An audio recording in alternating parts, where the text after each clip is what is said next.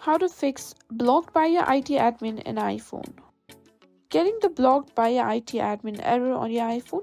Don't worry, in this video I'll show you the best ways to fix this issue and regain access to your apps and settings. So let's get started.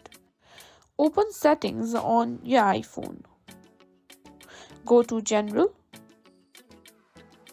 Scroll down and tap on VPN and Device Management. Here, if you see a profile listed under MDM, your device is being controlled by an organization.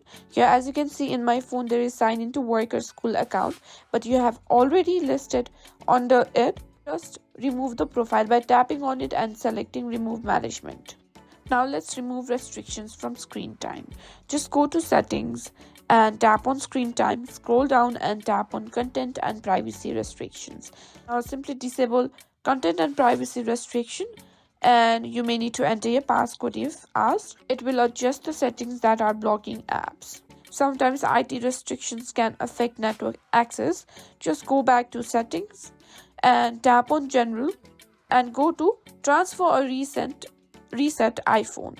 Just tap on Reset Network Settings. Restart your iPhone and check if the issue is resolved.